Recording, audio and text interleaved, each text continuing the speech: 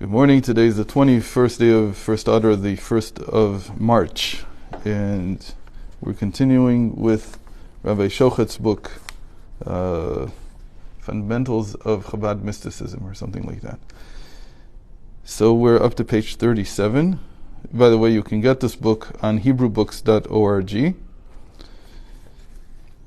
So we were talking about the image of the world above as being the man is like created in the image of the world above, and that all the categories to be found in the world below and in man are homonymous representations of an allusion to certain supernal concepts and notions to which they correspond. So from that we came to the discussion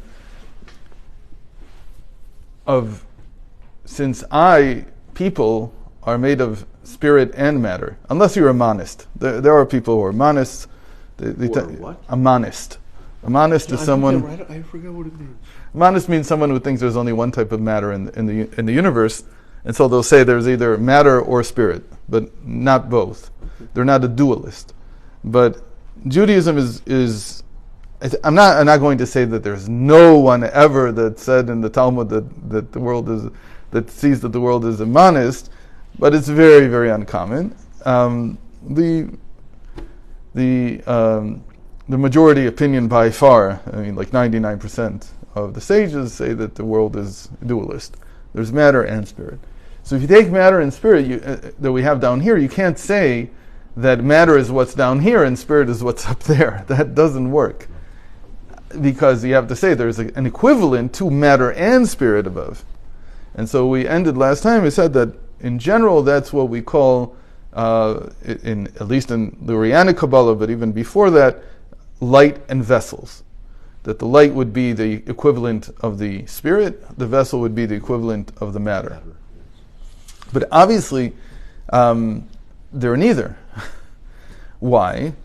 Because when we say spirit and matter, we know what we're talking about. When we say light and vessels, so we're talking about aspects of divinity, and it's neither. It's neither spirit nor matter. It's something entirely different, but it corresponds entirely to what we have here.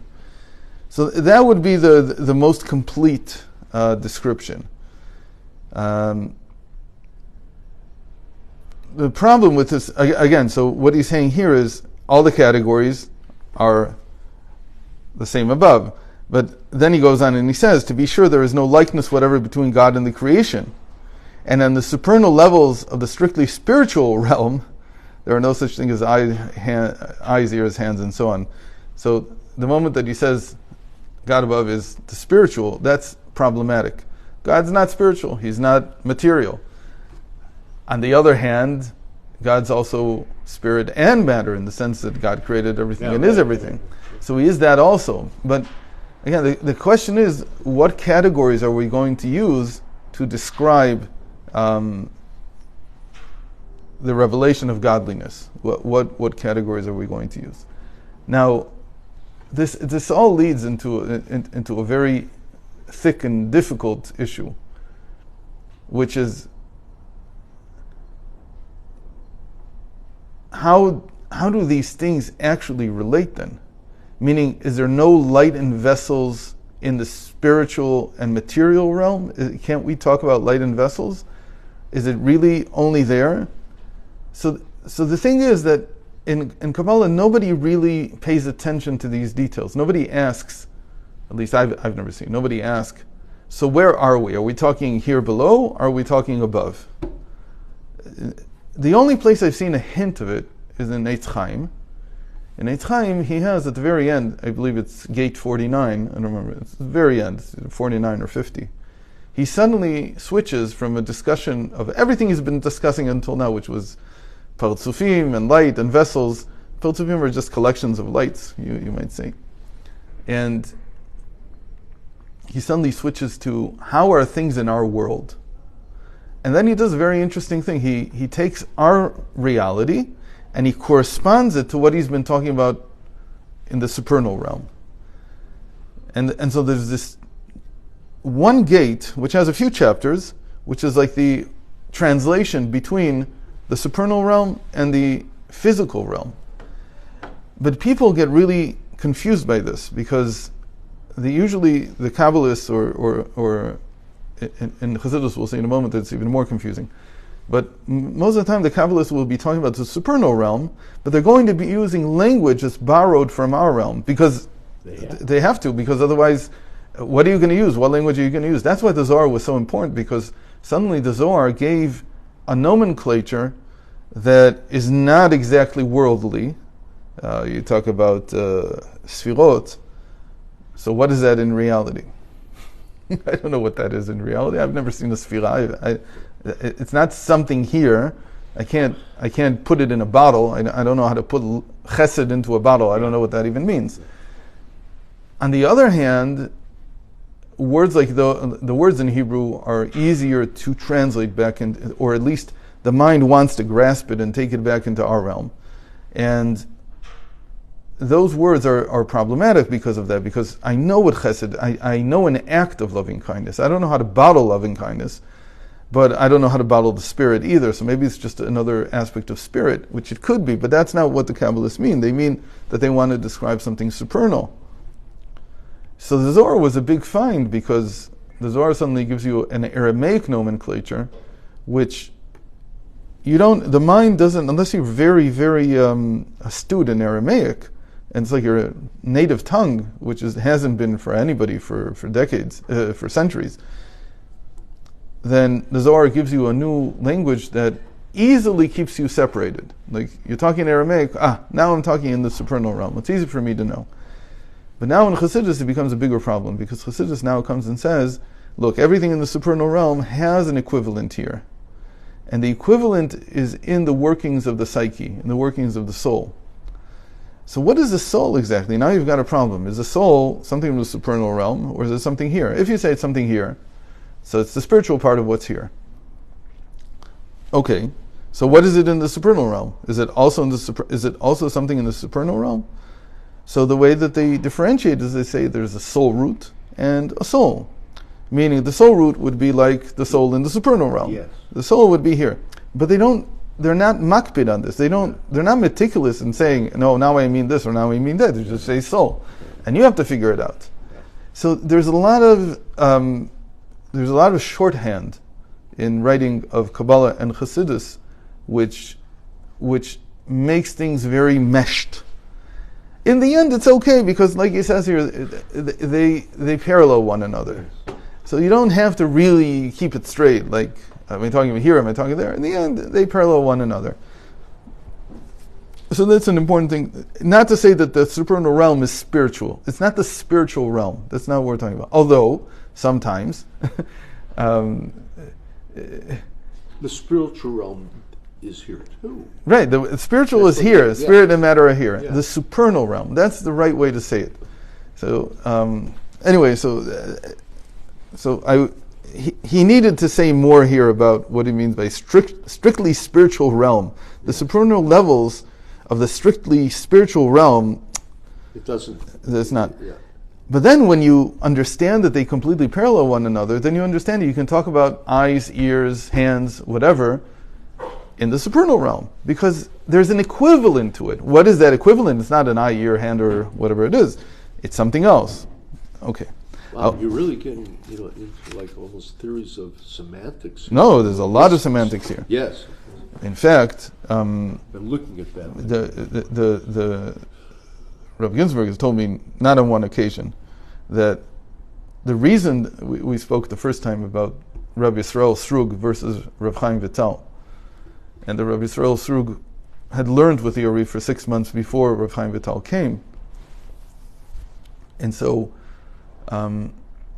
there's a difference between them. So usually the way it's explained is that Rav Yisrael Srug, he heard the beginning of the system. Like the system is 2 years long to explain. So he heard the first 6 months, and then Rachu came and he heard the last 18 months. Okay. But that doesn't fit too well, because the people that he taught in Europe, they know the whole system. It's not like he just knew the beginning, he knew everything. So, and yet, not everything that he taught in Europe was taught by Rav Chaim Vital. So there's a whole section missing at the beginning that Rav Chaim Vital does not talk about. We don't even know if he knew it. He sort of says we can't talk about that. It sounds like he heard it from his teacher. That we can't talk about. So Rav Ginsburg said on more than one occasion that of course the Arizal taught what Rabbi Yisrael Srug, this added section called the Malbush, the garment. Except that afterwards he felt that he didn't have the right language to discuss it. So when Rav Chaim Vital came, he left it out. He didn't repeat it again because he felt that the language wasn't there. Yeah. And when you think about it, this is what all of human progress is about. It's about semantics. Yes. It's really about what can we describe in a rigorous and I don't want to say completely logical sense, but in a way that feels complete. That we found the words to describe this. When you talk about a person's psychology, it's the same thing. A person progresses the more they can describe their own experience. Yes. Well, not necessarily their experience, but at least how they see things. Yeah. Maybe not the experience, but their mental picture of reality. So it's all about language in the end. Yes. These. It's funny. I've been reading some of the cognitive. Right. Yeah. For sure. So this is not. A lot of people will say, "Oh, this is what he's talking from 20th century philosophy, which had a linguistic churn, as they call it, from Wittgenstein and on." It has nothing to do with that. Psychology was not invented by Wittgenstein, even though he has maybe a psychology of logic, maybe, but it wasn't discovered then. These are ancient things that, from the beginning of time, man has been struggling with. What can I describe? What can I not? And you look at, for instance, maybe the biggest archaeological find in the last 10 years. There's two of them, but the one that's really the biggest one is I think it's made out of lead, a lead amulet that was discovered on Har Eval. It's right above Shechem. Yeah. They found a lead amulet, and it's dated to, I think, 13th century. Before the Common Era, and it has God's name Yud Kei Vav on it. Now this overturns all of archaeology. Why? Because for decades they've been claiming that the Jews formed out of some kind of the Israelites formed out of some kind of mesh of the Canaanites and who knows what. And it's just a development of Canaanite religion, whatever it is. Right. And now I don't think that Judaism didn't develop, but the Torah tells me it didn't develop in coming in contact with the Canaanites. If anything, it degraded by that. Exactly.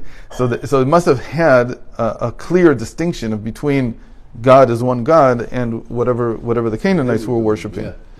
So this finding, which dates it so much, they thought until now the earliest I don't know why you would even base things this way, but the earliest finding of God's name was something like the 7th century BC until now. That late, yeah. So that fit into their whole theory that the Bible was written in the end of the first temple, the beginning of the second temple, all these theories. But now suddenly they have God's name from much, much earlier. Now, if that wasn't bad enough for them, so then only a couple of years ago, this was sifted through rubble that was taken out of a very, very important temple that unfortunately people can't visit. It's at the bottom of the Shiloach, where the I don't know if have you been there at the Shiloach? It's at the foot. It's the foothill of the Temple Mount of Mount Moriah. So there's a very important temple there from the 20th century. From we're talking about Abraham's time, even previous to Abraham's time.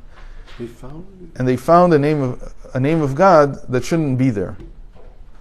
On a piece of what do you call it, chiris, and a shard of something.